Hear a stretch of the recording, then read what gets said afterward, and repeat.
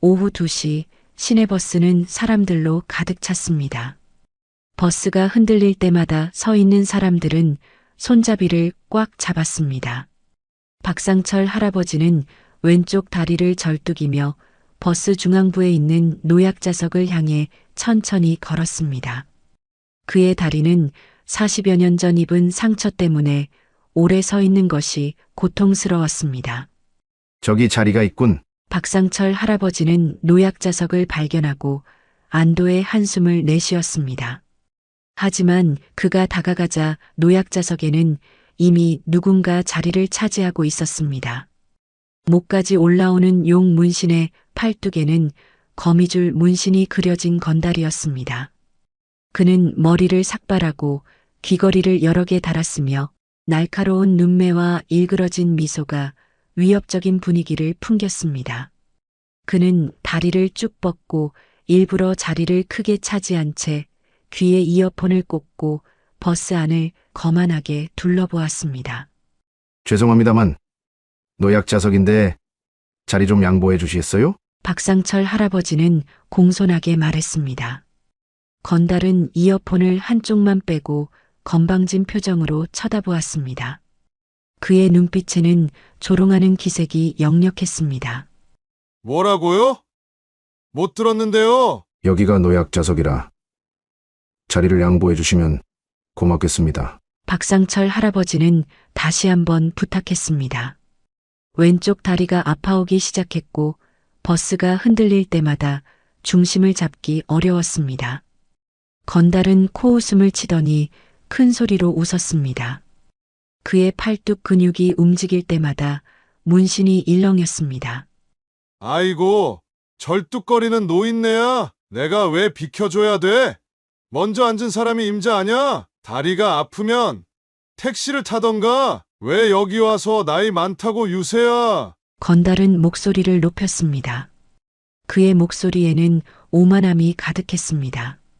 노약자석이라고 무조건 비켜줘야 하는 법 있어? 나도 피곤하다고. 박상철 할아버지의 얼굴이 붉어졌지만 그는 침착함을 유지했습니다. 젊은이, 버스에 노약자석이 있는 이유가 있지 않겠나? 나이가 많거나 몸이 불편한 사람들을 위한 배려야. 아, 진짜 귀찮게 하네. 건달은 갑자기 자리에서 일어나 박상철 할아버지 앞에 서서 그의 가슴을 손가락으로 거칠게 밀었습니다. 무게중심이 불안정했던 박상철 할아버지는 뒤로 비틀거리며 넘어질 뻔했습니다. 절뚝거리는 거 가지고 특별 대우 받으려고? 그냥 다른 데 가서 서 있어. 이 노인네야. 아님 집에서 나오질 말던가. 다시 한번 건달은 박상철 할아버지의 어깨를 밀었고 이번에는 박상철 할아버지가 옆에 있던 승객에게 부딪혔습니다. 승객들은 불안한 기색으로 더 멀리 물러났고 아무도 나서서 말리지 않았습니다. 버스 기사도 그만하세요 라고 작게 이야기할 뿐 별 다른 말을 하지 않았습니다.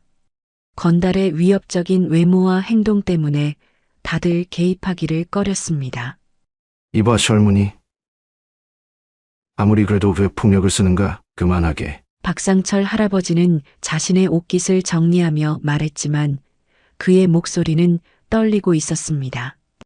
폭력? 내가 언제 폭력을 썼어? 그냥 살짝 밀었을 뿐인데 노인네가 서 있을 힘도 없으면 집에나 있지. 왜 나와 서 사람 귀찮게 해? 건달은 다시 한번 팔을 들어 올렸고 박상철 할아버지는 본능적으로 몸을 움츠렸습니다. 건달은 그 모습을 보고 더 크게 웃었습니다. 봐봐. 제대로 서 있지도 못하면서 얼마나 더 절뚝거릴 거야? 버스 안은 불편한 침묵으로 가득 찼습니다. 승객들은 모두 상황을 알면서도 모른 척했습니다. 박상철 할아버지는 무력감을 느끼며 창밖을 바라보았습니다. 그의 왼쪽 다리는 이제 더 심하게 아파왔고 건달의 밀침으로 인해 오래된 상처가 다시 욱신거렸습니다. 바로 그때 버스 문이 열리고 한 노인이 탑승했습니다. 한지훈 할아버지였습니다. 그는 허리를 꼿꼿이 세우고 걸어 들어오며 버스 안의 상황을 빠르게 파악했습니다. 박상철 할아버지가 건달에게 밀려 비틀거리는 모습이 그의 시야에 들어왔습니다. 한지훈 할아버지는 어떤 망설임도 없이 그들에게 다가갔습니다. 그의 걸음걸이는 나이에 비해 놀라울 정도로 안정적이었고 눈빛은 날카로웠습니다. 젊은이, 노인을 공경하는 법을 모르나? 한지훈 할아버지의 목소리는 조용했지만 버스 안에 울려 퍼졌습니다. 그 목소리에는 어떤 위험이 담겨 있었습니다. 건달은 순간 당황했지만 곧 비웃음을 지었습니다. 뭐야? 또 다른 할아버지가 왔네. 두 분이서 짝짝꿍하게 노인정에 가서 놀지 왜 여기서 설쳐? 건달은 이번에는 한지훈 할아버지를 향해 팔을 뻗었습니다. 그의 의도는 분명했습니다. 한지훈 할아버지도 밀어버리려는 것이었습니다. 그러나 건달의 손이 한지훈 할아버지의 가슴에 닿기도 전에 기적과도 같은 일이 벌어졌습니다. 한지훈 할아버지의 손이 마치 뱀처럼 빠르게 움직였습니다. 그는 건달의 손목을 붙잡아 엄지와 검지로 정확히 앞점을 눌렀습니다. 건달의 얼굴이 순간 일그러졌습니다. 흑! 한지훈 할아버지는 건달의 손목을 그대로 살짝 비틀었습니다. 그 작은 동작만으로 건달은 마치 땅에 못이라도 박힌 듯 무릎을 꿇었습니다. 그의 얼굴은 고통으로 일그러졌고 오만했던 눈빛은 순식간에 공포로 바뀌었습니다. 아, 이거 놔요. 제발. 한지훈 할아버지는 여전히 평온한 표정이었습니다. 마치 손자에게 훈계하듯 조용한 목소리로 말했습니다. 노인을 공경하지 않는 것도 모자라 폭력까지 쓰나 자네 부모님께 제대로 교육받지 못했군. 건달의 친구 둘이 뒤쪽 좌석에서 벌떡 일어났습니다. 그들 역시 문신과 피어싱으로 가득한 몸을 한 건달들이었습니다. 첫 번째 건달이 주먹을 쥐고 한지훈 할아버지를 향해 달려들었습니다. 이 망할 영감탱이가! 그의 주먹이 한지훈 할아버지의 얼굴을 향해 날아왔습니다. 버스 안의 승객들은 숨을 들이켰습니다. 그러나 한지훈 할아버지는 마치 느린 영화를 보듯 주먹을 피했습니다. 그리고 그대로 건달의 팔을 타고 올라가 손바닥으로 그의 팔꿈치 안쪽을 가볍게 쳤습니다. 탁 소리와 함께 건달의 팔이 굳어버렸습니다. 아! 팔이 안 움직여! 건달은 자신의 오른팔이 마비된 것을 보고 비명을 질렀습니다. 한지훈 할아버지는 그의 겨드랑이 밑을 정확히 찌르고 그대로 몸을 틀어 건달을 버스 의자 위로 밀어버렸습니다. 건달은 의자에 고꾸라지며 더 이상 일어나지 못했습니다. 세 번째 건달이 뒤에서 허리춤에 뭔가를 꺼내려 했습니다. 위험한 물건인 듯 했습니다. 그러나 한지훈 할아버지는 이미 알고 있었다는 듯이 뒤돌아보지도 않고 손을 뻗었습니다. 그의 손가락 두 개가 건달의 손목 부분을 정확히 찔렀고 건달의 손에서 주머니 칼이 철컥 소리와 함께 바닥으로 떨어졌습니다. 아! 손가락이 마비됐어! 한지훈 할아버지는 그대로 휙 몸을 돌려 건달의 바지 허리춤을 잡아 위로 당겼습니다. 건달의 팬티가 그대로 드러나며 그는 창피함과 고통으로 몸을 웅크렸습니다. 한지훈 할아버지는 그의 목덜미를 정확히 짚어 탁 소리가 나게 쳤고 건달은 그대로 의식을 잃을 듯 비틀거렸습니다. 단 10초도 되지 않는 시간 동안 3명의 건달은 모두 제압되었습니다. 한 명은 무릎을 꿇은 채 손목이 비틀어져 움직이지 못했고 다른 한 명은 의자에 쓰러져 마비된 팔을 부여잡고 있었으며 마지막 한 명은 팬티가 보이는 채로 목덜미를 잡고 고통스러워했습니다. 버스 안의 모든 승객들은 입을 다물지 못했습니다. 어떤 사람들은 몰래 핸드폰으로 영상을 찍기도 했습니다. 72세 노인이 3명의 건장한 건달들을 종이 인형처럼 가볍게 다루는 모습은 마치 영화 속 장면 같았습니다. 우리 내려요! 제발 내려야 해요! 다음 정류장에 세워주세요! 건달들은 겁에 질려 외쳤습니다. 버스가 다음 정류장에 멈추자 그들은 서로를 부축하며 황급히 버스에서 내렸습니다. 팬티가 보였던 건달은 바지를 부여잡은 채 뛰어내렸고 팔이 마비된 건달은 절뚝거리며 따라갔습니다. 내리면서도 계속 뒤를 돌아보는 그들의 눈에는 공포가 가득했습니다. 한지훈 할아버지는 마치 아무 일도 없었다는 듯 옷깃을 정리하고 노약자석을 가리켰습니다. 앉으시지요, 선생님. 박상철 할아버지는 놀란 표정으로 한지훈 할아버지를 바라보았습니다. 그의 눈에는 경외심이 가득했습니다.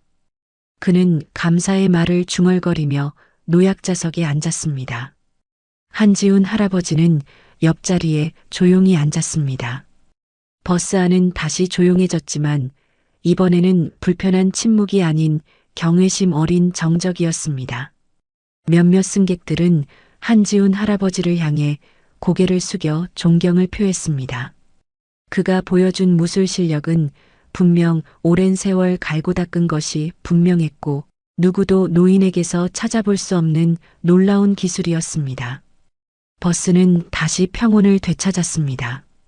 건달들이 내린 후 다른 승객들은 간간히 한지훈 할아버지를 향해 감사와 존경의 눈빛을 보냈습니다. 노약자석에 나란히 앉은 두 노인은 조용히 창밖을 바라보았습니다. 정말 감사합니다. 저를 도와주셔서요. 박상철 할아버지가 먼저 입을 열었습니다. 그의 목소리에는 진심 어린 고마움이 담겨 있었습니다. 별 말씀을요. 당연한 일을 했을 뿐입니다. 한지훈 할아버지는 담담하게 대답했습니다.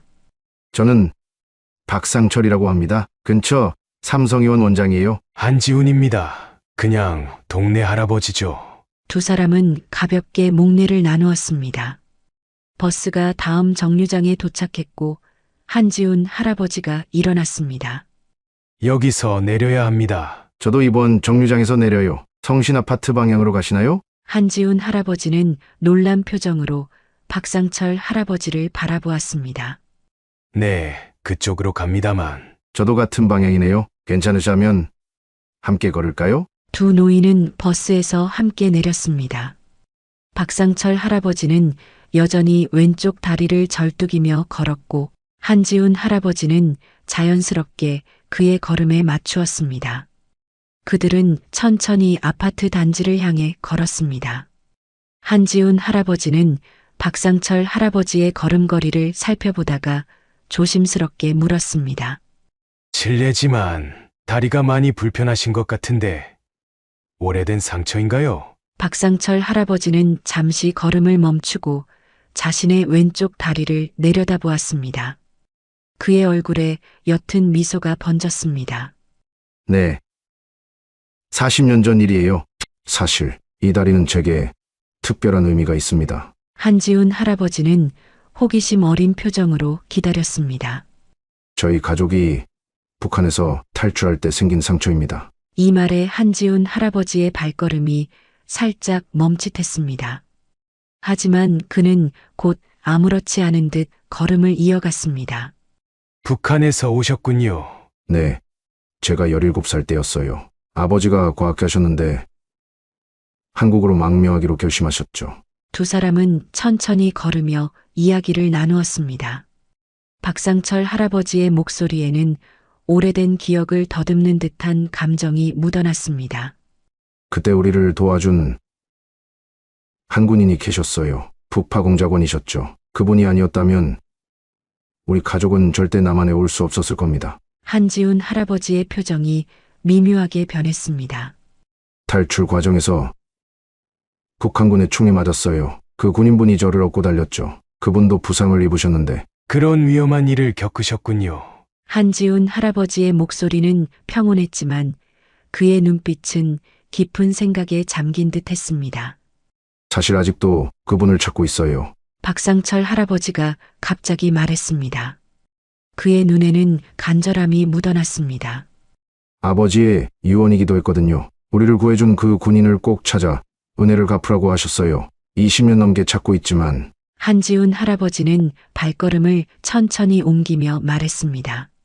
40년이나 지났는데 그분을 찾기는 쉽지 않을 텐데요. 네, 하지만 포기할 수 없어요. 그분은 저희 가족을 구해준 생명의 은인이니까요. 그분 덕분에 제가 의사가 될 수 있었고 많은 생명을 구할 수 있었습니다. 한지훈 할아버지의 표정이 굳었습니다. 그는 더 이상 질문하지 않고 앞만 바라보며 걸었습니다. 침묵이 두 사람 사이에 내려앉았지만 그것은 불편한 침묵이 아니었습니다. 오래된 인연의 무게가 그 침묵을 채우고 있는 듯 했습니다. 그나저나 무술을 배우신 건가요? 아까 보고 깜짝 놀랐습니다. 아니요, 그냥 젊었을 때 잠깐 배웠던 게 몸에 남아있는 것 같습니다. 그렇군요. 아, 저기 찻집이 있는데 혹시 차 한잔 하실래요? 제가 오늘 도움받은 것에 대한 감사의 표시로 대접하고 싶습니다. 박상철 할아버지의 제안에 한지훈 할아버지는 잠시 고민하더니 고개를 끄덕였습니다. 두 노인은 나란히 찻집으로 향했습니다. 그날의 만남 이후 한지훈 할아버지와 박상철 할아버지는 자주 마주치게 되었습니다. 우연히도 두 사람은 비슷한 시간에 같은 버스를 타고 있었습니다. 매일 오후 3시 버스에서 만난 두 노인은 이제 버스에서 내려 함께 걸으며 대화를 나누는 것이 일상이 되었습니다. 오늘도 딱 시간 맞춰 오셨네요. 한 선생. 박상철 할아버지가 반갑게 인사했습니다. 한지훈 할아버지는 미소를 지으며 고개를 끄덕였습니다. 버스 시간이 정확해서 좋습니다. 두 사람은 평소처럼 버스에 나란히 앉았습니다. 이제는 승객들도 그들을 알아보기 시작했습니다. 특히 한지훈 할아버지의 무술 실력이 소문이 나면서 버스 안에서는 더 이상 노약자석 문제로 시비가 붙지 않았습니다. 그날은 버스가 평소보다 붐볐습니다. 버스 TV에서는 뉴스가 나오고 있었습니다.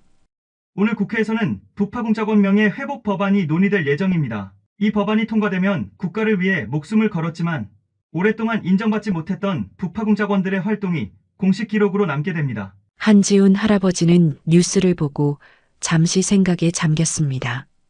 그의 눈빛에 묘한 감정이 스쳤지만 곧 평온한 표정으로 돌아왔습니다. 요즘 세상이 참 좋아졌군요. 예전에는 말도 못 꺼내던 이야기들이 이제는 뉴스로도 나오니까 말이에요. 한지훈 할아버지가 조용히 말했습니다. 네, 맞아요. 그분들도 이제 인정받을 때가 됐죠. 박상철 할아버지가 대답했습니다. 그의 표정이 갑자기 진지해졌습니다. 사실 이 뉴스 때문에 또 생각이 나서요. 어제 또 한 번 찾아봤어요. 무엇이요? 북파공작원 관련 기록이요. 이번 법안으로 더 많은 자료가 공개된다고 해서 혹시나 우리 가족을 구해준 두 분에 대한 단서가 있을까 해서. 한지훈 할아버지는 창밖을 바라보며 아무 말도 하지 않았습니다. 아버지께서 돌아가시기 전 제게 유언으로 남기셨어요. 우리 가족을 구해준 그 군인을 꼭 찾아 은혜를 갚으라고요. 이제 이 이야기는 한지훈 할아버지에게 익숙한 것이 되었습니다. 매번 만날 때마다 박상철 할아버지는 빠짐없이 북한 탈출 이야기와 은인을 찾는 이야기를 했습니다. 그날 밤을 잊을 수 없어요. 추격자들의 총성, 강을 건너는 순간의 공포. 그 군인분이 아니었다면 우리 가족은 모두 죽었을 겁니다. 박상철 할아버지의 눈에는 깊은 감사함이 담겨 있었습니다. 그렇군요. 한지훈 할아버지는 짧게 대답했습니다. 그의 얼굴에는 아무런 감정도 드러나지 않았지만 가슴 속에서는 오래된 기억이 물결처럼 일렁였습니다. 갑자기 버스 안에 소란이 일었습니다. 앞쪽에서 젊은 여자가 노인에게 큰 소리로 화를 내고 있었습니다. 이봐요. 내 가방에 손대지 마세요. 도둑이에요. 젊은 여자가 한 노인을 손가락으로 가리키며 소리쳤습니다. 노인은 당황한 표정으로 손사래를 쳤습니다. 아니, 내가 언제 가방에 손을 댔단 겁니까? 넘어질 뻔해서 손잡이를 잡으려던 것뿐인데. 버스 안의 사람들이 모두 그쪽을 바라보았습니다. 한지훈 할아버지와 박상철 할아버지도 상황을 지켜보았습니다. 한 선생님, 저희가 가서 말려야 하지 않을까요? 박상철 할아버지가 걱정스럽게 물었습니다. 아니, 곧 해결될 겁니다. 지금 운전기사가 상황을 보고 있으니 한지훈 할아버지는 침착하게 말했습니다. 그의 예상대로 버스 기사가 마이크를 통해 말했습니다. 뒤쪽 승객분, 진정하시고 자리에 앉아주세요. CCTV가 모든 것을 녹화하고 있습니다. 젊은 여자는 잠시 주저하더니 자리에 앉았습니다. 노인은 당혹스러운 표정으로 다른 곳으로 자리를 옮겼습니다. 세상이 점점 각박해지는 것 같아요. 예전에는 이런 일이 드물었는데 박상철 할아버지가 한숨을 내쉬었습니다. 사람의 마음은 시대가 바뀌어도 크게 다르지 않습니다. 다만 표현하는 방식이 달라질 뿐이죠. 한지훈 할아버지의 말에는 오랜 세월의 지혜가 묻어났습니다.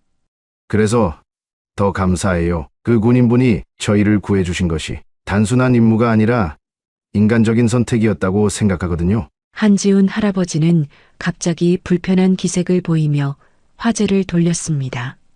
오늘 날씨가 참 좋네요. 저기 공원에 꽃들이 피기 시작했군요. 박상철 할아버지는 한지훈 할아버지가 항상 이렇게 북한 탈출 이야기가 나올 때마다 화제를 돌리는 것을 눈치챘습니다. 처음에는 단순히 불편한 주제라고 생각했지만 이제는 그 반응이 단순한 불편함 이상의 무언가가 있다고 느꼈습니다. 네. 그러네요. 한 선생님, 혹시 제 이야기가 불편하신가요? 매번 제가 북한 이야기를 꺼내면 화제를 돌리시는 것 같아서요. 한지훈 할아버지는 잠시 침묵했습니다. 그의 눈빛이 깊어졌습니다.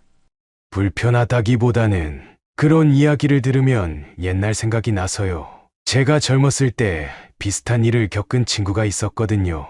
정말요? 혹시 그 친구분이? 아니, 그 친구는 이제 세상에 없습니다. 오래전에 떠났어요. 버스가 천천히 정류장에 도착했습니다. 두 노인은 함께 내려 평소처럼 나란히 걸었습니다. 한지훈 할아버지는 자신의 비밀을 계속 간직한 채 걸음을 옮겼습니다. 그의 마음속에는 언젠가는 진실을 말해야 할지도 모른다는 생각이 스쳤지만 아직은 때가 아니라고 느꼈습니다. 가을이 깊어가던 어느 날 오후 버스에서 내린 두 노인은 평소와 같이 함께 걸었습니다. 낙엽이 바스락거리는 길을 따라 천천히 걸으며 그들은 일상적인 대화를 나누었습니다. 한 선생님, 오늘 저녁 시간 괜찮으세요? 박상철 할아버지가 갑자기 물었습니다.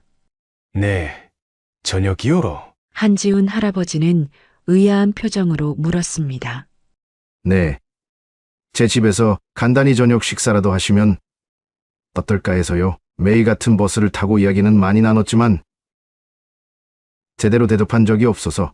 한지훈 할아버지는 잠시 망설였습니다. 그는 지나치게 개인적인 만남을 피해왔습니다. 하지만 몇 달 동안 함께 버스를 타며 정이 들었고 박상철 할아버지의 따뜻한 제안을 거절하기 어려웠습니다. 그럼 감사히 초대에 응하겠습니다. 잘 됐네요. 제 집이 바로 저 아파트예요. 걸어서 5분이면 됩니다. 두 사람은 성신 아파트 단지로 향했습니다. 가을 햇살이 따스하게 내리쬐는 오후 그들은 여유롭게 걸으며 이런저런 이야기를 나누었습니다. 저는 혼자 살아요. 아내는 10년 전에 먼저 떠났고 아들은 미국에서 의사로 일하고 있습니다. 박상철 할아버지가 말했습니다. 저도 혼자 삽니다. 결혼은 하지 않았어요. 한지훈 할아버지의 대답은 항상 그랬듯 간결했습니다. 그들은 15층 아파트에 도착했습니다. 엘리베이터를 타고 올라가 박상철 할아버지의 집에 들어섰습니다. 넓고 정돈된 집안은 오랫동안 혼자 살았지만 깔끔하게 관리되고 있었습니다. 들어오세요. 편하게 계시고 저는 간단히 저녁 준비를 하겠습니다. 한지훈 할아버지는 거실 소파에 앉았습니다. 거실 벽면에는 여러 가족 사진들이 걸려 있었습니다. 그의 시선이 오래된 흑백 사진 한 장에 멈췄습니다. 그것은 젊은 박상철과 그의 부모님이 함께 찍은 사진이었습니다. 배경은 낮은 산과 작은 마을이 보이는 곳이었습니다.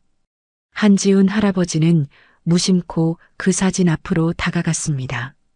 그의 손이 미세하게 떨렸습니다. 부엌에서 나온 박상철 할아버지는 사진을 바라보는 한지훈 할아버지의 모습을 보았습니다. 아, 저 사진에 관심이 있으신가요? 개성 근처 마을이군요. 한지훈 할아버지는 생각에 잠긴 채 무심코 말했습니다. 그 순간 깨달았습니다. 자신이 큰 실수를 했다는 것을. 박상철 할아버지의 얼굴이 굳어졌습니다. 그는 천천히 다가와 한지훈 할아버지의 옆에 섰습니다. 어떻게 이 마을을 아세요? 그의 목소리는 떨리고 있었습니다. 이곳은 우리가 탈출한 마을입니다. 사진은 탈출 직전에 찍은 마지막 가족 사진이고요. 한지훈 할아버지는 침을 삼켰습니다. 그는 급히 변명을 생각해냈습니다. 제가 예전에 지도를 많이 봐서 지형이 특이해서 기억나는 것 같습니다. 박상철 할아버지의 눈에는 의심의 빛이 가득했습니다. 그는 한지훈 할아버지의 얼굴을 뚫어져라 바라보았습니다. 개성 근처라고 정확하게 말씀하셨습니다. 이 마을 이름은 공식 지도에도 거의 나오지 않는 작은 마을입니다. 방 안의 공기가 무거워졌습니다. 한지훈 할아버지는 시선을 돌려 다른 사진들을 바라보았습니다. 가족분들이 참 행복해 보이네요. 아드님도 잘생기셨고. 박상철 할아버지는 한지훈 할아버지의 화제 전환을 알아차렸지만 더 이상 캐묻지 않았습니다. 아직 정확한 근거가 없기 때문입니다. 하지만 속으로 의심은 품고 있었습니다. 대신 그는 옆에 있는 앨범을 꺼내 한지훈 할아버지에게 건넸습니다. 여기 더 많은 사진이 있어요. 한국에 와서 새 삶을 시작한 우리 가족의 이야기죠. 한지훈 할아버지는 조심스럽게 앨범을 받았습니다. 그것은 박진호 가족의 한국 생활을 담은 앨범이었습니다. 어린 박상철이 의대 졸업식에서 찍은 사진, 박진호가 연구실에서 일하는 모습, 가족여행 사진들. 아버지는 과학자로서 한국의 의학 발전에 크게 기여하셨어요. 저도 아버지의 뜻을 이어 의사가 되었고요. 박상철 할아버지의 목소리에는 자부심이 묻어났습니다. 대단하십니다. 새로운 나라에서 그렇게 성공하시다니. 한지훈 할아버지의 목소리는 조용했지만 그 안에는 깊은 감동이 담겨 있었습니다. 그 모든 것이 우리를 구해주신 그분 덕분이에요. 그래서 그분을 꼭 찾고 싶은 거예요. 박상철 할아버지가 한지훈 할아버지의 눈을 똑바로 바라보며 말했습니다. 그의 눈빛은 단호했습니다. 한 선생님, 정말로 그냥 지도를 보고 저 마을을 아신 건가요? 한지훈 할아버지는 잠시 침묵했습니다. 그의 마음속에서는 진실을 말할지 말지 갈등이 일었습니다. 네. 지도에서 본 것 같습니다. 제가 젊었을 때 여러 지역의 지도를 연구했거든요. 박상철 할아버지는 더 이상 추궁하지 않았지만 그의 눈빛은 여전히 의심에 차 있었습니다. 그는 앨범을 다시 받아 조심스럽게 책장에 넣었습니다. 저녁 식사할 시간이네요. 부엌으로 오시죠. 두 사람은 식탁에 마주 앉았습니다. 박상철 할아버지가 준비한 소박하지만 정성 어린 식사가 오갔습니다. 대화는 자연스럽게 이어졌지만 공기 중에는 미묘한 긴장감이 감돌았습니다. 그렇게 소박한 집에서 저녁 식사가 끝났습니다. 정돈된 거실에는 군인 시절의 물건은 보이지 않았지만 벽에 걸린 작은 태극기가 눈에 띄었습니다. 두 노인은 식탁을 정리하고 거실로 자리를 옮겼습니다. 차 한잔 하시겠어요? 박상철 할아버지가 물었습니다. 네, 감사합니다. 식사가 정말 맛있었어요. 박상철 할아버지는 찻잔을 내어놓고 따뜻한 차를 따랐습니다. 두 사람은 조용히 차를 마시며 편안한 침묵을 즐겼습니다. 참 좋은 집이세요. 혼자 사시는데도 깨끗하게 정돈되어 있어서 놀랐어요. 감사합니다. 혼자 살더라도 깨끗이 살아야죠. 박상철 할아버지는 천천히 차를 마시다가 문득 진지한 표정을 지었습니다. 그는 결심한 듯 입을 열었습니다. 한 선생님, 며칠 전부터 계속 생각한 것이 있어요. 제가 계속 말씀드렸던 북한 탈출 이야기. 한지훈 할아버지의 손이 잠시 멈칫했지만 곧 평온한 표정으로 고개를 끄덕였습니다. 네, 그런데요? 아버지께서 돌아가시기 전에 저에게 말씀하신 게 있습니다. 저희를 구해준 군인은 오른손 엄지에 V자 흉터가 있었다고 하셨어요. 북한군의 총알이 스쳐 생긴 상처라고요. 한지훈 할아버지의 표정이 굳었습니다. 그는 무의식적으로 오른손을 소파 쿠션 아래로 움직였습니다. 그렇군요. 구체적인 단서가 있으시니 찾기가 더 수월하실 텐데요. 네. 그래서 최근에 한 분을 주의 깊게 지켜봤습니다. 그때 한지훈 할아버지는 떨리는 손으로 물 한 잔을 따르려다 실수로 컵을 떨어뜨렸습니다. 물이 바닥에 쏟아졌습니다. 죄송합니다. 괜찮습니다. 수건 가져오겠습니다. 박상철 할아버지는 서둘러 부엌으로 향했습니다. 한지훈 할아버지는 도우려 일어났지만 박상철 할아버지가 먼저 수건을 들고 돌아왔습니다. 한지훈 할아버지는 수건을 받아들고 바닥에 떨어진 물을 닦고 있었습니다. 그가 바닥을 닦는 동안 박상철 할아버지의 시선은 계속 한지훈 할아버지의 오른손 엄지에 닿았습니다. 그곳에는 희미하지만 분명한 비자 형태의 흉터가 보였습니다. 박상철 할아버지의 심장이 빠르게 뛰기 시작했습니다. 그는 아무 말도 하지 않고 한지훈 할아버지를 지켜보았습니다. 단순한 우연일 수도 있었습니다. 하지만 개성 근처 마을을 알았던 것, 북한 이야기를 꺼낼 때마다 화제를 돌렸던 것, 그리고 이제 비자 흉터까지 너무 많은 일치점이 있었습니다. 한지훈 할아버지가 바닥을 다 닦고 일어났을 때 그는 박상철 할아버지의 시선이 자신의 손에 고정되어 있는 것을 알아차렸습니다. 혹시 그 손의 흉터는 한지훈 할아버지는 대답하지 않았습니다. 그의 눈에서는 불안과 긴장이 읽혔습니다. 박상철 할아버지는 천천히 자리에서 일어나 자신의 가방으로 향했습니다. 그는 가방에서 낡은 물건을 꺼냈습니다. 녹슨 군번줄이었습니다. 저는 항상 이 군번줄을 간직해왔습니다. 이 군번줄은 북한을 탈출할 때 그 군인분께서 제 상처를 묶어주기 위해 사용하셨죠. 그는 군번줄을 한지훈 할아버지 앞에 내려놓았습니다. 군번줄에는 83601이라는 번호가 희미하게 새겨져 있었습니다. 한지훈 할아버지의 얼굴이 창백해졌습니다.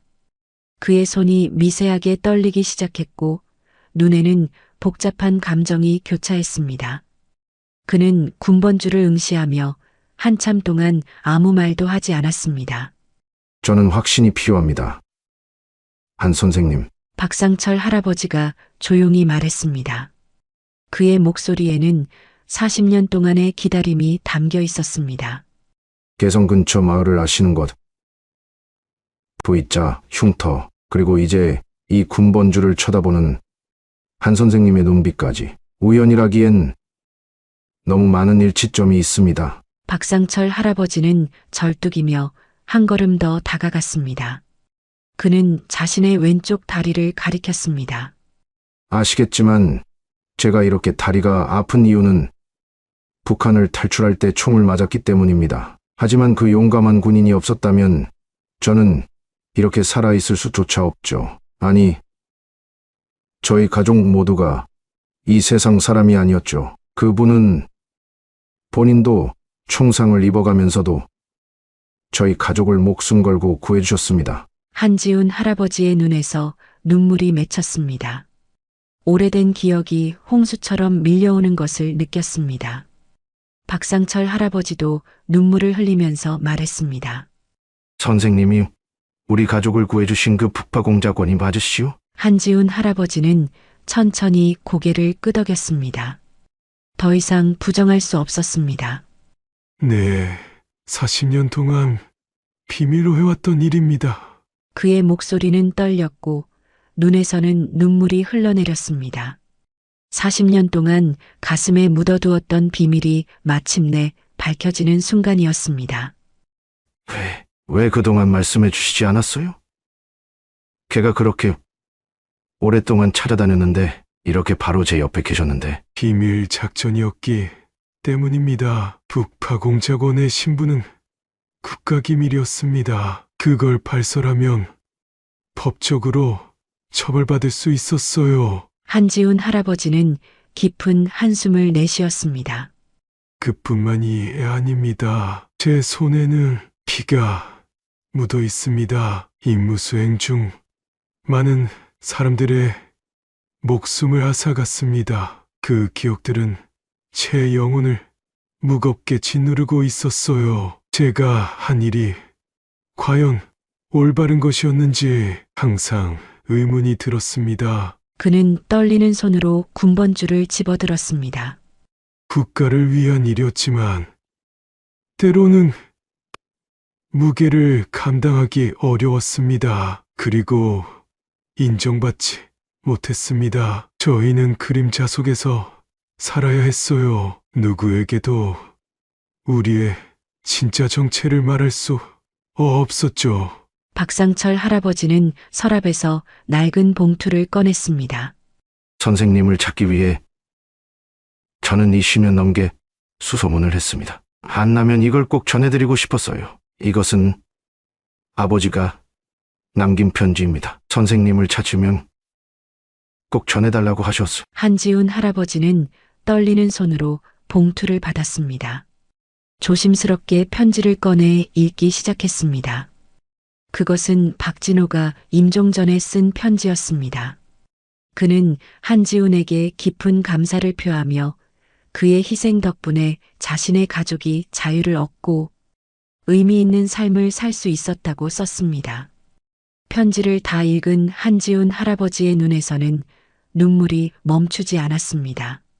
당신 아버지는 정말 용감한 분이었습니다. 목숨을 걸고 자유를 선택하신 분이었죠. 두 노인은 40년의 시간을 뛰어넘어 마침내 진실 앞에서 마주 보았습니다. 한지훈 할아버지는 오랫동안 자신이 한 일의 가치를 의심해왔지만 이제 그 앞에 살아있는 증거가 있었습니다. 그가 목숨을 걸고 구한 소년이 훌륭한 의사가 되어 수많은 생명을 구했고 이제 그의 앞에 서 있었습니다. 때는 1978년 9월 칠흑 같은 어둠이 내린 북한 국경 지역.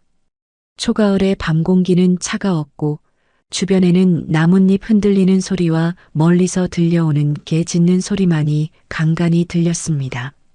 젊은 나이에 한지훈은 어둠 속에 완벽하게 숨어 있었습니다. 그는 검은색 특수 복장을 입고 얼굴에는 위장 페인트를 발랐습니다. 쌍안경으로 주변을 살피며 그는 표적 지점을 확인했습니다. 개성에서 북쪽으로 20km 떨어진 작은 마을, 국경과 가까운 이 장소는 임무를 수행하기에 최적의 장소였지만 그만큼 위험했습니다. 시간 정확히 맞춰야 한다. 22시 정각에 접선. 5분 이상 지체되면 포기하고 철수한다. 그는 속으로 임무 계획을 다시 한번 되새겼습니다. 그의 손목 시계는 21시 55분을 가리키고 있었습니다. 그는 수신호를 보내기 위해 작은 손전등을 꺼내 준비했습니다. 이 임무는 일반적인 정보 수집이나 파괴 공작이 아닌 특수 추출 작전이었습니다. 북한의 핵심 과학자 박진호와 그의 가족을 안전하게 한국으로 데리고 오는 것이 목표였습니다. 박진호는 북한의 중요 생화학 연구소에서 일하는 과학자로 귀중한 정보와 기술을 가지고 있었습니다.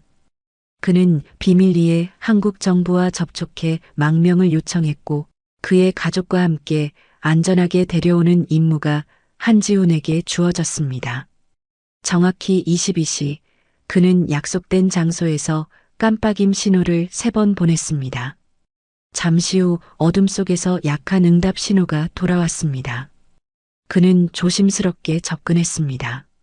숲속 작은 오두막 앞에 3명의 인물이 긴장된 모습으로 서 있었습니다. 중년의 남자, 그의 아내로 보이는 여성, 그리고 10대 중반으로 되어 보이는 소년. 그들은 작은 가방만을 들고 있었고 얼굴에는 공포와 긴장감이 역력했습니다. 한지우는 조심스럽게 다가가며 약속된 암호를 속삭였습니다. 가을비가 내리면 강물은 불어납니다. 중년 남성이 떨리는 목소리로 응답했습니다. 그러나 소나무는 결코 휘어지지 않습니다. 정확한 응답. 한지우는 안도의 숨을 내쉬었습니다. 박진호 선생님이시죠? 저는 여러분을 안전하게 모실 겁니다. 저를 믿고 따라와 주세요. 박진호는 급히 고개를 끄덕였습니다. 그의 얼굴에는 깊은 주름이 패여 있었고 눈에는 공포와 결연함이 섞여 있었습니다. 이쪽은 제 아내 김미영이고 아들 상철입니다. 모두 준비됐습니다. 한지우는 소년 박상철을 바라보았습니다.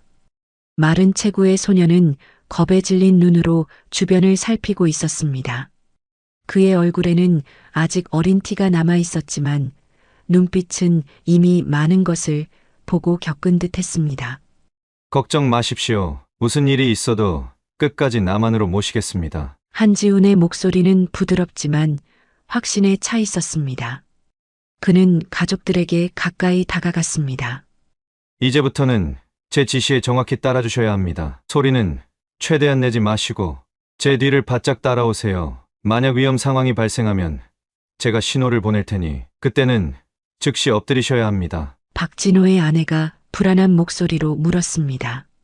정말 우리가 무사히 갈 수 있을까요? 한지우는 따뜻한 미소를 지으며 그녀의 어깨를 가볍게 두드렸습니다. 걱정 마세요. 제가 목숨을 걸고 여러분을 지킬 겁니다. 우리는 반드시 성공할 겁니다. 그의 단호한 말에 가족들의 긴장이 조금 풀렸습니다. 한지우는 소년 박상철에게 다가가 그의 어깨를 잡았습니다. 상철이 용감하게 행동해야 해. 앞으로 몇 시간이 너의 인생에서 가장 중요한 시간이 될 거야. 두려워도 괜찮아. 하지만 용기를 잃지 말고, 알겠지? 소년은 천천히 고개를 끄덕였습니다. 그의 눈에는 두려움 속에서도 결연한 의지가 보였습니다. 한지우는 주변을 다시 한번 살폈습니다. 어둠 속에서 그는 완벽한 경로를 계산하고 있었습니다. 그들이 국경을 넘기 위해서는 군 초소 2곳을 피해 강을 건너야 했습니다. 그리고 그곳에는 지뢰밭과 순찰병들이 있었습니다. 이제 출발하겠습니다. 제 뒤를 정확히 따라오시면 됩니다. 그리고 제가 밟는 곳만 밟으셔야 합니다. 한지우는 앞장서서 어둠 속으로 움직이기 시작했습니다. 그의 걸음은 마치 숲의 일부가 된 것처럼 소리 없이 진행됐습니다. 박진호 가족은 불안한 모습으로 그의 뒤를 따랐습니다. 작은 개울가에 다다랐을 때 한지우는 갑자기 멈춰서서 손을 들어 올렸습니다. 모두가 숨을 죽였습니다. 멀리서 군인들의 발소리가 들려왔습니다. 순찰되었습니다. 한지우는 재빨리 손짓하며 가족들을 키 큰 숲을 아래로 인도했습니다. 그들은 몸을 낮추고 기다렸습니다. 박상철의 심장은 마치 밖으로 튀어나올 것처럼 격렬하게 뛰었습니다. 그의 어머니는 떨리는 손으로 아들의 손을 꼭 잡았습니다. 순찰대의 발소리가 점점 가까워졌다가 다시 멀어졌습니다. 한지우는 5분을 더 기다린 후 조심스럽게 자리에서 일어났습니다. 이제 갑시다. 앞으로 2km 더 가면 강이 나옵니다. 그곳이 가장 위험한 구간입니다. 그들은 다시 움직이기 시작했습니다. 한지우는 마치 밤의 포식자처럼 소리 없이 숲을 통과했고 가족들은 최대한 그의 움직임을 모방하려 노력했습니다. 때로는 멈춰서서 주변을 살피고 때로는 빠르게 달리며 그들은 한 걸음씩 자유를 향해 나아갔습니다. 달빛이 숲 사이로 비쳐 그들의 길을 희미하게 밝혔습니다. 한지훈의 얼굴에는 결연한 의지가 가득했고 그의 눈은 끊임없이 주변을 탐색했습니다. 그는 이 임무가 얼마나 중요한지 알고 있었습니다. 한 과학자의 망명이 아니라 한 가족의 운명이 그의 손에 달려 있었습니다. 조금만 더 가면 됩니다. 용기를 잃지 마세요. 한지훈의 조용한 격려가 어둠 속에서 그들에게 힘을 주었습니다. 어둠 속에서 조용히 움직이던 한지훈과 박진호 가족은 강가에 도착했습니다. 강폭은 그리 넓지 않았지만 초가을의 차가운 물살이 거세게 흐르고 있었습니다. 달빛이 강물 위에 은빛길을 만들어냈습니다. 여기가 가장 위험한 구간입니다. 강을 건너면 접선 요원이 남쪽에서 우리를 기다리고 있을 겁니다. 한지훈은 조용히 설명했습니다. 그는 작은 방수 가방에서 로프를 꺼냈습니다. 박 선생님, 이 로프로 서로를 연결하겠습니다. 물살이 샌이 떨어지지 않도록 조심해야 합니다. 그는 로프를 박진호의 허리에 묶고 그의 아내, 아들 순으로 연결했습니다. 마지막으로 자신의 허리에도 로프를 단단히 묶었습니다. 제가 먼저 물에 들어가겠습니다. 강바닥 상태를 확인한 후 신호를 보내면 따라오세요. 한지훈이 조심스럽게 물에 발을 담그려는 순간 갑자기 숲에서 빛이 번쩍였습니다. 강 건너편에서 탐조등이 그들을 향해 비춰지고 있었습니다. 한지훈은 순간적으로 가족들을 강둑 아래로 밀어 넣었습니다. 바로 그때 총성이 밤 공기를 갈랐습니다. 북한군이 사격을 시작한 것입니다. 한지훈은 자신의 권총을 꺼내 대응 사격을 시작했습니다. 그는 탐조등을 향해 두 발을 쏘았고 불빛이 사라졌습니다. 하지만 이미 북한군들은 그들의 위치를 파악한 상태였습니다. 강을 건너야 합니다. 지금이 유일한 기회예요. 그들이 강으로 뛰어들려는 순간 또다시 총성이 울렸습니다. 박진호가 갑자기 비명을 질렀습니다. 그의 오른쪽 어깨에 총알이 박힌 것이었습니다. 아버지! 박상철이 달려갔지만 또 다른 총알이 그의 왼쪽 다리를 스쳤습니다. 날카로운 통증에 소녀는 쓰러졌습니다. 한지훈은 재빨리 두 사람에게 달려갔습니다. 상황이 급격히 악화되고 있었습니다. 그는 빠르게 주변을 살폈습니다. 북한군들이 강을 건너오고 있었고 시간이 얼마 남지 않았습니다. 박 선생님, 일어나실 수 있겠습니까? 박진호는 고통스러운 표정으로 고개를 끄덕였습니다. 그의 아내가 남편을 부축했습니다. 상철이는 제가 데리고 가겠습니다. 한지훈은 박상철을 등에 업었습니다. 소년의 다리에서는 피가 흘러내리고 있었습니다. 그는 재빨리 자신의 군번줄을 풀어 박상철의 발목에 묶어주었습니다. 괜찮으니까 걱정 마, 상철아. 나를 믿어. 강을 건너는 동안 최대한 움직이지 말고 있어. 그들은 서둘러 강물로 뛰어들었습니다. 찬물이 그들의 몸을 덮쳤고 한지훈은 한 손으로 로프를 잡아당기며 가족들을 이끌었습니다. 그의 다른 손은 박상철을 단단히 부축하고 있었습니다. 조금만 더. 저기가 남쪽입니다. 강 중간쯤 왔을 때 또다시 총성이 울렸습니다. 물보라가 사방으로 튀었고 한지훈은 오른손에 날카로운 통증을 느꼈습니다. 총알이 그의 오른손 엄지를 관통한 것입니다. 피가 물에 번졌지만 그는 멈추지 않았습니다. 괜찮아요. 계속 가세요. 그들은 필사적으로 헤엄쳤습니다. 한지훈의 강한 의지가 그들을 이끌었고 마침내 남쪽 강둑에 도달했습니다. 그들이 강을 빠져나오는 순간 북한군의 총성은 더욱 거세졌습니다. 숲으로! 빨리! 한지훈은 여전히 박상철을 업은 채 앞장서서 달렸습니다. 그의 오른손 엄지에서는 피가 계속 흘러내렸고 비자 형태의 깊은 상처가 생겼습니다. 그리고 이후 그는 또 한 발의 총상을 입었습니다. 하지만 그는 고통을 무시하고 계속 전진했습니다. 숲속으로 깊이 들어가자 총성이 점차 멀어졌습니다. 그들은 잠시 숨을 고르기 위해 멈췄습니다. 박진호는 창백한 얼굴로 어깨를 부여잡고 있었고 그의 아내는 불안한 눈빛으로 주변을 살폈습니다. 이제 어떻게 하죠? 한지우는 자신의 상처를 천으로 감싸며 대답했습니다. 접선 지점까지 2km 더 가야 합니다. 그곳에 우리 요원들이 대기하고 있을 겁니다. 그들은 다시 움직이기 시작했습니다.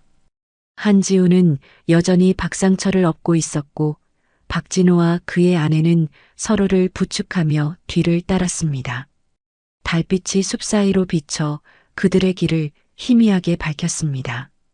그러나 운명은 그들에게 또 다른 시험을 준비하고 있었습니다.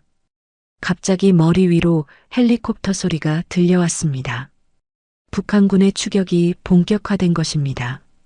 이대로는 모두가 위험합니다. 한지우는 결단을 내렸습니다. 그는 주머니에서 작은 지도를 꺼냈습니다.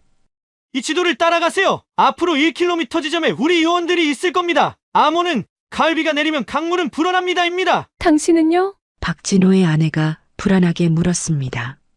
저는 추격자들의 주의를 다른 곳으로 돌릴 겁니다. 그래야 여러분이 안전하게 갈 수 있어요. 안 돼요! 함께 가야 해요! 박진호가 항의했지만 한지훈의 결심은 확고했습니다. 이것이 제 임무입니다. 여러분을 안전하게 모시는 것. 그것이 제 사명입니다. 그는 박상철을 조심스럽게 내려놓았습니다. 소년의 얼굴은 공포와 고통으로 일그러져 있었습니다. 상철아, 이제부터는 내가 가족을 지켜야 해. 용감하게. 알겠지? 소년은 눈물을 머금은 채 고개를 끄덕였습니다. 갈 수 있겠지? 네, 할 수 있어요. 박진호가 아들을 부축했고 한지우는 그들에게 마지막 인사를 건넸습니다. 서울에서 다시 만납시다. 그는 헬리콥터 소리가 들려오는 방향으로 뛰어갔습니다. 그의 발소리가 점점 멀어지며 박진호 가족은 지도를 따라 반대 방향으로 서둘러 움직였습니다. 한지우는 최대한 소리를 내며 헬리콥터의 주의를 끌었습니다. 그의 작전은 성공했고 헬리콥터는 그의 뒤를 쫓기 시작했습니다. 그는 숲속으로 깊이 들어가며 추격자들을 유인했습니다. 그 사이 박진호 가족은 필사적으로 전진했습니다. 박상철은 다리의 고통을 참으며 부모님을 따라갔습니다. 마침내 그들은 지도에 표시된 지점에 도착했고 약속된 암호를 말했습니다. 가을비가 내리면 강물은 불어납니다. 어둠 속에서 응답이 돌아왔습니다. 그러나 소나무는 결코 휘어지지 않습니다. 남한 요원들이 그들을 맞이했고 재빨리 준비된 차량으로 안내했습니다. 박진호 가족은 마침내 안전한 곳에 도착했지만 그들의 마음은 한지훈을 향해 있었습니다. 그 군인은 어디 있죠? 기다리지 않는 건가요? 박진호가 요원들에게 물었습니다. 걱정 마세요. 그는 최고의 요원입니다. 반드시 돌아올 겁니다. 하지만 그날 밤 한지훈은 돌아오지 못했습니다. 그는 북한군의 추격을 피해 다른 경로로 탈출해야 했고 그 과정에서 더 많은 부상을 입었습니다. 며칠 후 그는 간신히 남한으로 돌아왔지만 이미 박진호 가족은 보호시설로 이송된 후였습니다. 국가안보상의 이유로 그들의 정보는 기밀로 분류되었고 한지우는 그들의 행방을 알 수 없었습니다. 그리고 박진호 가족 역시 자신들을 구해준 군인의 이름조차 알지 못했습니다. 다만 상철의 기억 속에 엄지손가락의 흉터와 군번줄만이 남았을 뿐이었습니다. 그렇게 40년의 세월이 흐른 후에야 운명은 그들을 다시 만나게 했습니다. 노인이 된 한지훈과 의사가 된 박상철, 두 사람은 이제야 그날 밤의 진실을 마주하게 된 것입니다.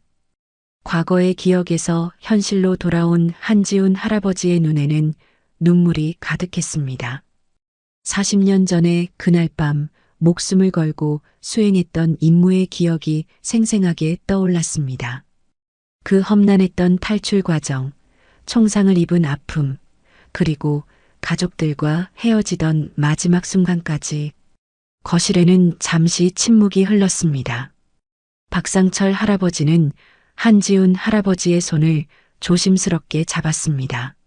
선생님이 그날 밤 보여주신 용기와 희생이 없었다면 우리 가족은 지금 여기 없습니다. 그의 목소리는 감정으로 떨렸습니다.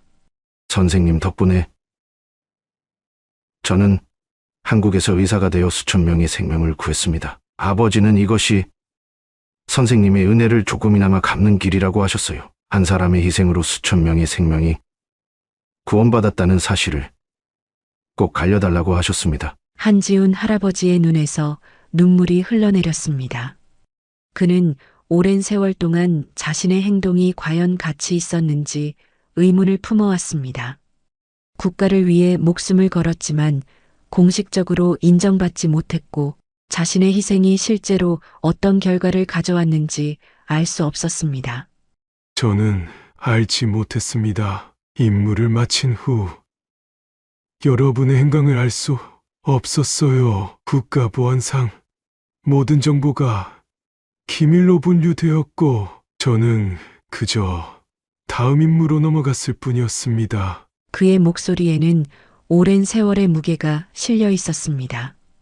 많은 밤을 든 눈으로 보냈습니다. 제가 한 일이 과연 옳았는지, 그 모든 희생이 가치 있었는지, 북파공작원으로서 우리는 그림자 속에서 살아야 했고 우리의 공적은 역사에 기록되지 않았어요. 박상철 할아버지는 천천히 일어나 자신의 왼쪽 다리를 가리켰습니다. 그는 의도적으로 더 명확하게 절뚝거리며 걸었습니다. 이게 한 선생님이 했던 일이 옳았다는 증거입니다. 매일 아침 이 다리를 볼 때마다 저는 그날 밤의 기억과 한 군인의 희생을 떠올렸습니다. 그는 한지훈 할아버지 앞에 무릎을 꿇었습니다. 제가 의사가 된 것은 우연이 아닙니다. 그 기억이 저를 의사로 만들었고 그렇게 저는 수많은 생명을 구했습니다. 그렇기 때문에 한 선생님이 하신 일은 정당하고 옳은 일입니다. 한지훈 할아버지의 손이 떨렸습니다. 그는 믿기지 않는 표정으로 박상철 할아버지를 바라보았습니다. 그는 더 이상 숨기지 않을 생각으로 말했습니다. 상철아, 잘 지냈니? 고맙다. 그렇게 말해줘서 보고 싶었구나. 한지훈 할아버지의 가슴 속에서 무언가가 녹아내리는 것 같았습니다. 40년 동안 그를 짓눌러왔던 의문과 자책의 무게가 조금씩 가벼워지는 느낌이었습니다. 내 평생 이런 순간을 기다려왔는지도 모르겠구나. 그의 목소리는 감정으로 떨렸습니다. 북파공작원으로서 우리는 언제나 임무만 중요했지. 그 결과를 보는 경우는 거의 없었어. 많은 동료들이 돌아오지 못했고 돌아온 이들도 제대로 인정받지 못했지. 한지훈 할아버지는 깊은 숨을 내쉬었습니다. 하지만 오늘 내가 이렇게 내 앞에 의사로서 멋지게 서 있는 걸 보니 모든 것이 가치 있었던 것 같구나. 박상철 할아버지는 한지훈 할아버지의 손을 꼭 잡았습니다. 선생님의 희생은 결코 헛되지 않았습니다. 저희 가족뿐만 아니라 제가 치료한 모든 환자들, 선생님의 용기가 만들어낸 선한 영향력은 계속해서 이어질 겁니다. 한지훈 할아버지의 얼굴에 감동의 미소가 번졌습니다. 평생 국가를 위해 살아왔지만 제대로 인정받지 못했던 그에게 이 순간은 그 무엇과도 바꿀 수 없는 보상이었습니다. 고맙다. 상철아, 내가 이렇게 훌륭한 사람으로 자란 것을 보니 내 인생이 의미 있었던 것 같구나. 두 노인은 40년의 세월을 뛰어넘어 마침내 서로를 껴안았습니다. 그들의 눈에는 감동의 눈물이 가득했습니다. 한지훈 할아버지는 처음으로 자신의 희생이 헛되지 않았음을 깨달았고 오랜 세월 그를 짓눌러왔던 무게가 조금씩 가벼워지는 것을 느꼈습니다. 서로의 존재를 확인한 그날 이후로 한지훈 할아버지와 박상철 할아버지는 더욱 가까워졌습니다. 매일 같은 버스를 타고 함께 시간을 보내며 40년의 공백을 메우기 위해 많은 이야기를 나누었습니다. 한지훈 할아버지는 자신의 북파 공작원 시절 이야기를 조금씩 들려주었고, 박상철 할아버지는 의사로서의 삶과 가족의 역사를 들려주었습니다. 가을이 깊어가는 어느 날 오후 두 사람은 평소처럼 공원을 산책하고 있었습니다. 갑자기 한지훈 할아버지가 걸음을 멈추고 가슴을 움켜쥐었습니다. 괜찮으세요, 한 선생님? 박상철 할아버지가 걱정스럽게 물었습니다. 괜찮아. 그냥 잠시 숨이 차서. 그러나 한지훈 할아버지의 얼굴은 점점 창백해졌고 그의 호흡은 거칠어졌습니다. 그리고 갑자기 그는 벤치에 기대다가 그대로 쓰러졌습니다. 한 선생님! 선생님! 박상철 할아버지는 재빨리 한지훈 할아버지의 맥박을 확인했습니다. 맥박은 느리고 불규칙했습니다. 의사로서의 본능이 즉시 발동되었습니다. 그는 주변의 행인에게 도움을 요청하며 119에 전화를 걸었습니다. 한 남성이 갑자기 의식을 잃었습니다. 맥박이 불규칙하고 호흡이 불안정합니다. 빨리 와주세요. 구급차가 도착할 때까지 박상철 할아버지는 한지훈 할아버지 곁을 지키며 기본적인 응급 처치를 했습니다. 그의 손은 떨렸지만 평생 환자를 진료해온 의사로서의 침착함을 유지했습니다. 버텨요. 선생님, 제발 버텨요. 구급차가 도착했고 한지훈 할아버지는 재빨리 병원으로 이송되었습니다. 박상철 할아버지도 함께 탑승했습니다.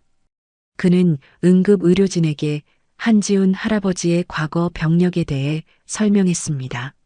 40년 전에 총상을 입었습니다. 오른쪽 어깨와 가슴 부였어요. 당시에 일부 파편이 제거되지 않았을 가능성이 있습니다. 저는 삼성의원 원장입니다. 근처에 제 병원이 있습니다. 그쪽으로 가주세요. 병원에 도착한 후 한지훈 할아버지는 즉시 검사실로 이송되었습니다.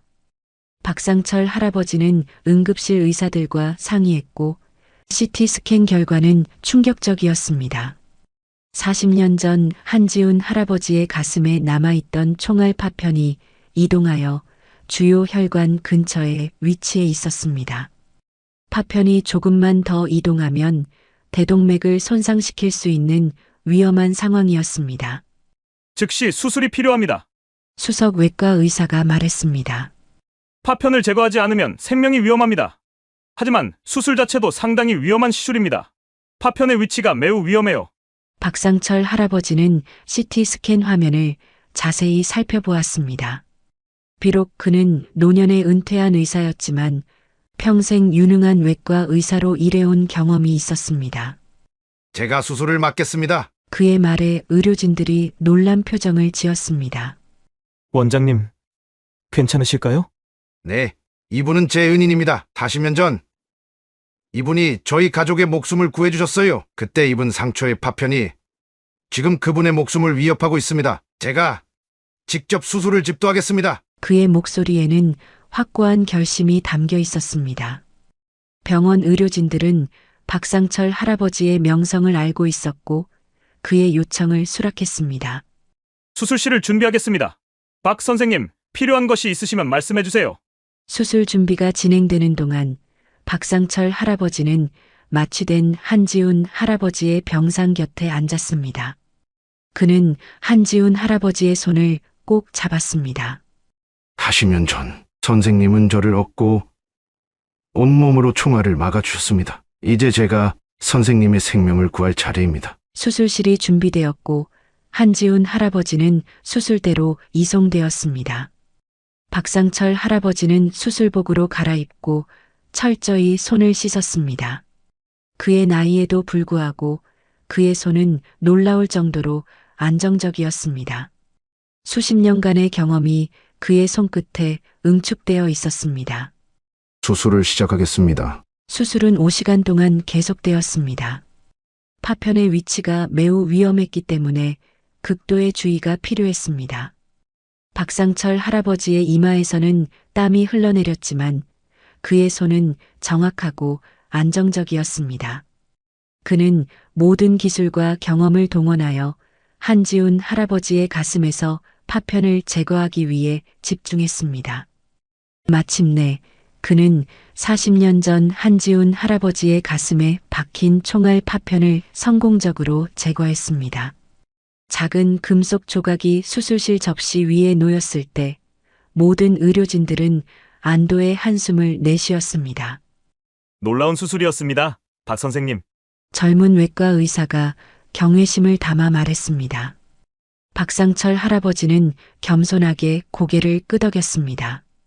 그의 눈에는 눈물이 고여 있었습니다. 수술 후 한지훈 할아버지는 중환자실로 이송되었습니다. 첫 24시간이 가장 중요했습니다. 박상철 할아버지는 그의 병상을 떠나지 않고 지켰습니다. 그는 간호사들에게 자신이 개인적으로 환자를 돌보겠다고 고집했습니다. 밤새도록 박상철 할아버지는 한지훈 할아버지의 활력 징후를 확인하며 그의 손을 잡고 있었습니다. 가끔씩 그는 한지훈 할아버지에게 말을 걸었습니다. 선생님, 이제 괜찮아요. 그 파편은 더 이상 선생님을 위협하지 않아요. 하시면 전의 상처가 이제야 완전히 치유되었습니다. 다음 날 아침 한지훈 할아버지의 눈이 천천히 떠졌습니다. 그는 혼란스러운 표정으로 주변을 살폈고 곧 박상철 할아버지를 발견했습니다. 상철이... 그의 목소리는 약했지만 또렷했습니다. 네, 선생님. 제가 여기 있어요. 박상철 할아버지가 미소를 지으며 대답했습니다. 무슨 일이 있었지? 선생님이 쓰러지셨습니다. 40년 전 총상의 파편이 이동해서 생명이 위험했습니다. 하지만 이제 괜찮아요. 제가 직접 수술했고 성공적이었습니다. 한지훈 할아버지의 눈이 커졌습니다. 내가 나를 수술했다고? 네, 선생님. 40년 전 선생님은 제 목숨을 구해주셨고 오늘 저는 선생님의 목숨을 구할 수 있었습니다. 한지훈 할아버지의 눈에 눈물이 맺혔습니다. 그는 천천히 손을 뻗어 박상철 할아버지의 손을 잡았습니다. 고맙다. 상철아, 내가 그렇게 훌륭한 의사가 되었다니 정말 자랑스럽구나. 박상철 할아버지는 한지훈 할아버지의 손을 꼭 쥐었습니다. 선생님 덕분입니다. 선생님이 저희 가족을 구해주셨기에 걔가 의사가 될 수 있었어요. 이게 바로 인연이죠. 한지훈 할아버지는 따뜻한 미소를 지었습니다. 그의 가슴에서는 40년 동안 그를 괴롭혀왔던 파편이 사라졌고 그의 마음에서도 오랜 무게가 사라진 것 같았습니다. 그의 희생이 헛되지 않았다는 확신과 함께 지금 그는 자신이 구한 소년의 손에 의해 다시 한번 삶을 얻게 된 것입니다. 창밖으로 밝은 가을 햇살이 비쳐들었고 두 노인의 얼굴을 따스하게 비추었습니다. 과거의 상처와 고통을 넘어 그들은 이제 새로운 인연의 시작점에 서 있었습니다. 따스한 봄 햇살이 도시를 비추는 오후, 한지훈 할아버지는 병원에서 퇴원한 지 2달이 지났습니다. 수술 후 회복은 순조롭게 진행되었고 박상철 할아버지의 꾸준한 보살핌 덕분에 그는 이제 예전보다 더 건강한 모습으로 돌아왔습니다.